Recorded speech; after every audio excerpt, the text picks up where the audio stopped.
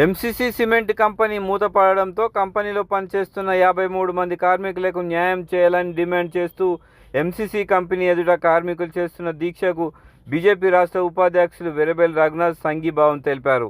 ఈ సందర్భంగా వెరబెల్లి రఘునాథ్ మాట్లాడుతూ కంపెనీ యాజమాన్యం తక్షణమే స్పందించి ప్రతి కార్మికునికి 50 లక్షల రూపాయల నష్టపరిహారం, 2 గుంటల భూమి అందించి కార్మికుల కుటుంబాలను ఆదుకోవాలని రఘునాథ్ డిమాండ్ చేశారు. గత 30 సంవత్సరాలుగా కార్మికులు ఈ కంపెనీలపై ఆధారపడి కుటుంబాలు ఉన్నాయని, కంపెనీ మూతపడడంతో కార్మికుల కుటుంబాలు రోడ్డున పడ్డాయని అన్నారు. కంపెనీ యాజమాన్యం తక్షణమే స్పందించి కార్మికులను ఆదుకోవాలని డిమాండ్ చేశారు. ఈ కార్యక్రమంలో వెరబెల్లి రవీంద్రరావు, సతీష్ రావు, ఆరెందుల శ్రీనివాస్, శివకృష్ణ మరియు తదితరులు పాల్గొన్నారు.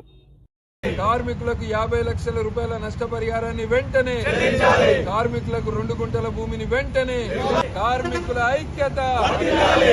ఉత్తర తెలంగాణలో ఒకప్పుడు పరిశ్రమలంటే అందులో ముఖ్యంగా ఏసీసీ అనే పరిశ్రమ అందరికి వినబడుతుండే. మన ఈ మంచిర్యాల జిల్లా ఈ ప్రాంతం అంతా కూడా ఏసీసీ మీద, అంటే ఏసీసీ దాని తర్వాత దాని పేరు ఎంసీసీ అని మార్చిండ్రు.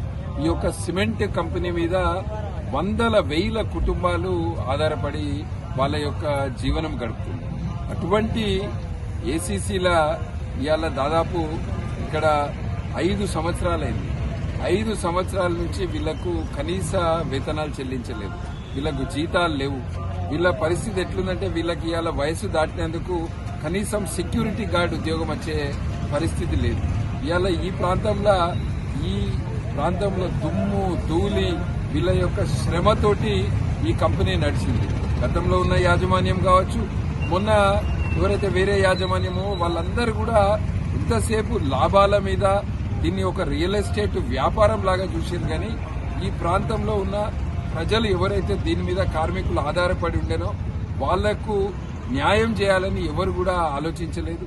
మేము ఈరోజు 4 రోజుల నుంచి ఇక్కడ కార్మికులు, గతంలో పనిచేసిన కార్మికులు 53 కుటుంబాలు 4 రోజుల నుంచి ఇక్కడ నిరాహార దీక్ష కార్యక్రమం చేపడుతున్నారు.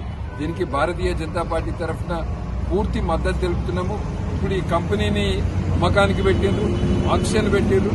కానీ ఏ ఆక్షన్ కంటే ముందు కూడా మొదలు కార్మికులకు న్యాయం జరగాలి.